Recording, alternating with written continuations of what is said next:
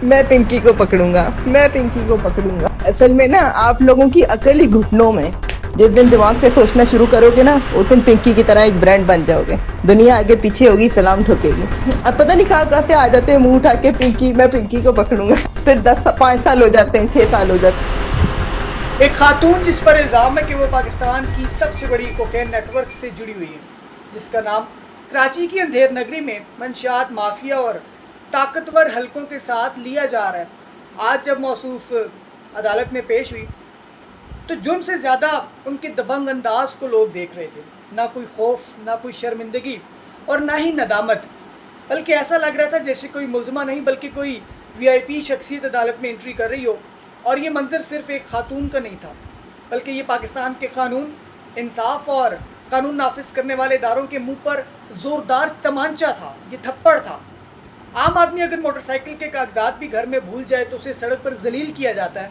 किसी गरीब पर मुकदमा हो तो महीनों जेल में वो सड़ता रहता है। लेकिन जब बात ताकतवर हलकों की आ जाए, जब बात ताकतवर लोगों की आती है तो कानून की आंखों पर पट्टी बांध दी जाती है, बल्कि पट्टी उनकी ऑटोमेटिकली उनकी आंखों में पड़ जाती है। यही वजह है कि पाकिस्तान की अवाम अब सवाल पूछ रही है कि क्या पाकिस्तान में कानून सिर्फ कमज़ोर के लिए, क्या ताकतवर लोगों के लिए कोई अलग पाकिस्तान है? क्या मंशियात फरोशों को अब इतना प्रोटोकॉल दिया जाएगा?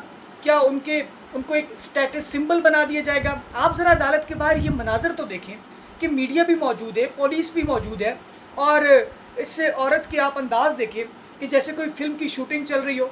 उसका लहजा देखें, उसका एतमाद देखें, उसकी मुस्कुराहट देखें, और वो जो ऑडियो लीक हुई उसके जुमले के रोक सको तो रोक लो, पकड़ सको तो पकड़ लो, ये अल्फाज बेसिकली ये एक खातून के नहीं थे, बल्कि ये उस निज़ाम पर तंज था जो सालों से ताकतवर लोगों के सामने झुका हुआ है।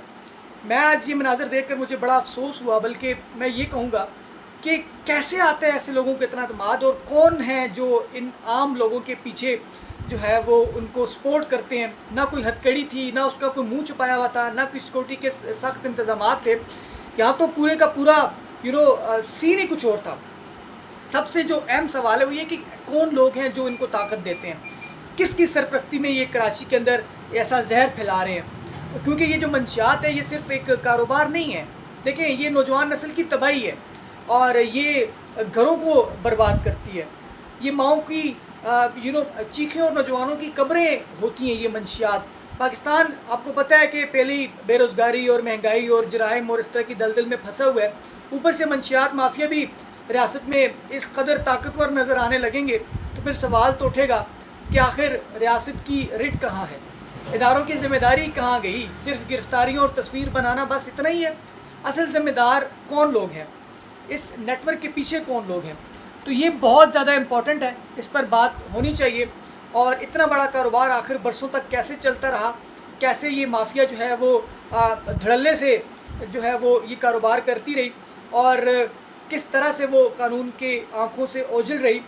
ये तो इंसाफ नहीं, ये तो सिर्फ ड्रामा है ना। देखें, ये मुल्क सिर्फ ताकतवर लोगों की जागीर नहीं है, ये 24 करोड़ आवाम का पाकिस्तान है। और अगर कानून सिर्फ गरीब के लिए रह जाएगा तो फिर आवाम रियासत पर एतमाद करना छोड़ देगी। और आज सोशल मीडिया पर लोग सिर्फ एक ही बात कर रहे हैं कि ये जो खातून है अनमोल उर्फ पिंकी, अगर यही दबंग अंदाज आप अगर तसव्वुर करें किसी गरीब मुलजिम का होता तो क्या उसके साथ भी यही सलूक किया जाता? बिल्कुल ऐसा ना होता। क्योंकि मैं ये समझता हूँ कि ये केस सिर्फ एक खातून का नहीं है, बल्कि ये एक पूरे सिस्टम का टेस्ट बन चुका है कि अगर इस केस में भी ताकत, पैसा या ताल्लुकात जीत गए तो फिर पाकिस्तान में कानून की साख मज़ीद कमज़ोर होगी, हो तो गई है। और अब कानून पर बात करते हुए भी शर्म आती है कि इदारों को ये साबित करना होगा फिर भी कि पाकिस्तान में कानून सब के लिए बराबर होना चाहिए, चाहे वो गरीब हो या अमीर हो, और बासर हो या फिर वो बेसहारा हो। वरना कल को हर मुजरिम जो है वो यही कहेगा कि रोक सको तो रोक लो, पकड़ सको तो पकड़ लो, किसी की इतनी हिम्मत नहीं है। आप इस पूरे के पूरे मामले पर अपनी राय ज़रूर दीजिएगा। इजाज़त चाहता हूँ। अल्लाह हाफ़िज़।